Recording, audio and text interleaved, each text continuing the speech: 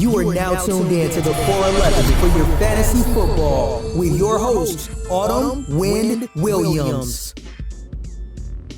What's going on, guys and gals? This is Autumn Wind Williams. You're now tuned into the 411 for your fantasy football.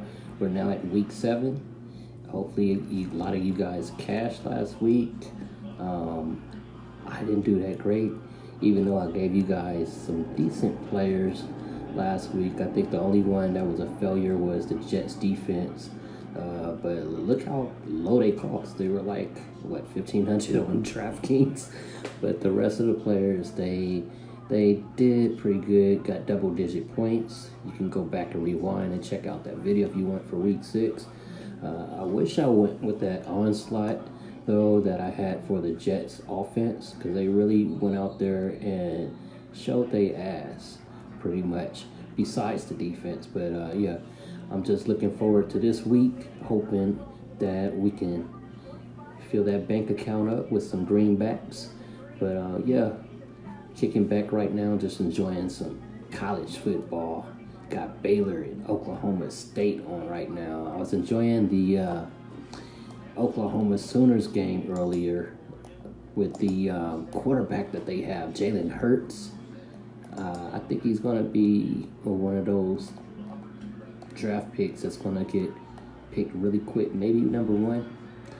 Wondering if Miami is going to consider drafting Jalen Hurts, you know, to put a hurting on teams in 2020 for the NFL after they're tanking this 2019 season. I would feel bad for any Dolphin fan. Well, I do feel bad for any Dolphin fan, but not when I'm playing against them in DFS.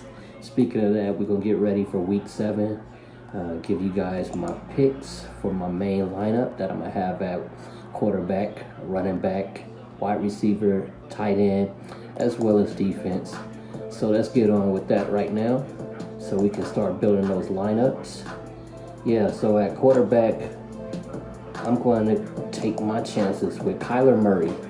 This is going to be an interesting game for me. Arizona Cardinals and the New York Giants.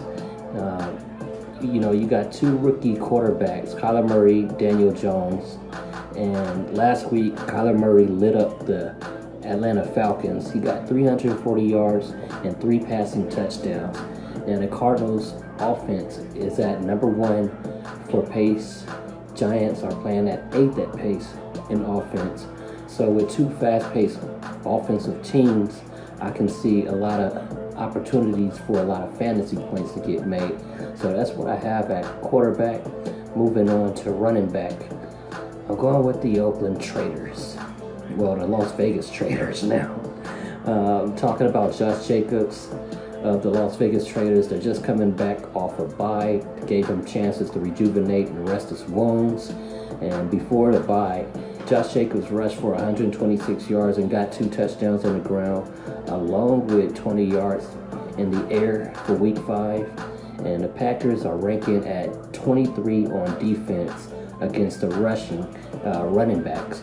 And when you have a lot of their skilled offensive players that's injured, it's going to force their defense to be on the field a lot more, which allows Josh Jacobs to obviously get more opportunities at rushing and catching the ball.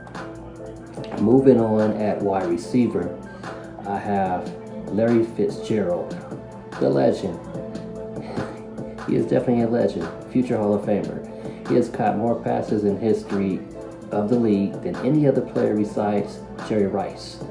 That's a fact. Look it up. Google it. Check to see if I'm lying.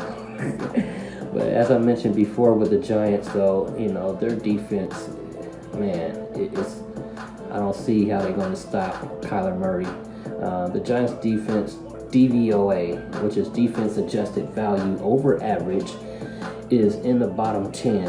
And the pass, they're ranked second to last in the NFL. So I'm expecting Larry Fitzgerald to go out there and do his damn thing.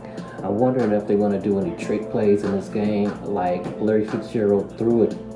You know, like Larry Fitzgerald threw a touchdown to Kyler Murray or something, you know, because, I mean, Fitz back like 2 years ago the Cardinals faced the Giants, and Larry Fitzgerald threw a pass to the old school, well, not really old school, but old Cardinal, Jerron Brown, who is now with the Seattle Seahawks.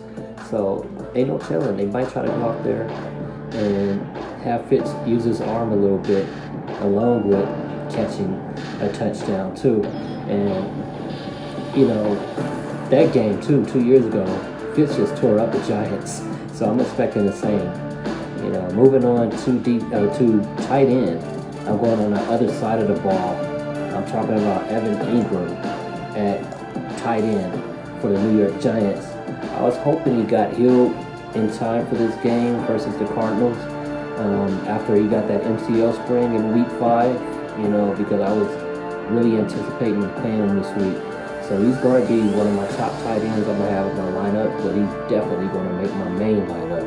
Knowing that the Cardinals gave up 599 yards and 7 touchdowns the past 6 weeks to the tight end position, and knowing that Evan Ingram is one of those skilled players on the Giants that's high at targets, I kind of expect him to go out there to get a touchdown or 2. Yeah, make that 2 touchdowns. That's my hot take for the week. Moving on at defense, I have the Las Vegas Raiders that I'm stacking with my running back Josh Jacobs. Green Bay, like I said, they have way too many skilled players on offense that's out or either questionable. And I see this as a big opportunity to take advantage of getting some defensive points. The Traders, they are cheap, and they allow you to pay up for higher price guys at other positions. And, you know, I think they're going to be lower at ownership than, say, the 49ers and the Buffalo Bills, who is getting a lot of ownership this week. They might be expensive, but that's a way to make your lineups very unique and kind of get away from the chalk, because if they're paying higher on defense, more guys that's playing in these lineups are going to be paying lower at other positions. So you would be able to pay at a higher level on other positions and pay lower at defense.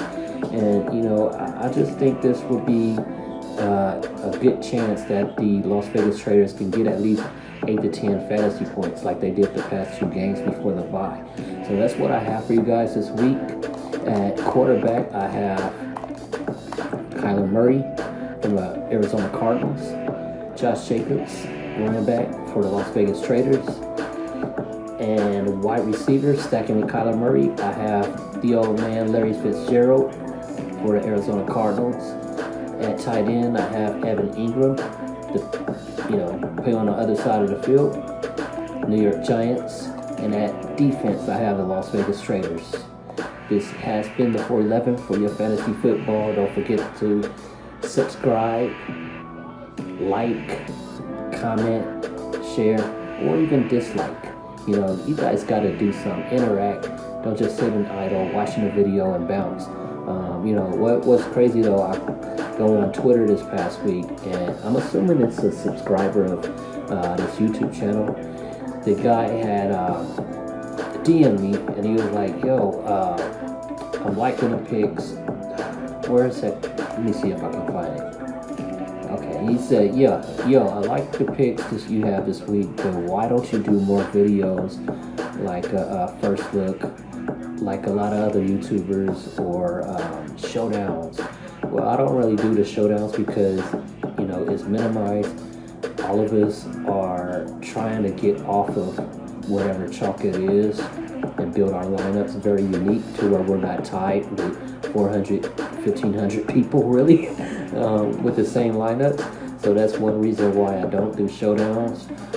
As far as with the other videos, I would like to, but the reason why is because if I'm not seeing a bunch of people liking the video or sharing or commenting, that's going to make me feel like I should not be wasting my time doing 3 to 5 videos every single week when I got other priorities to take care of.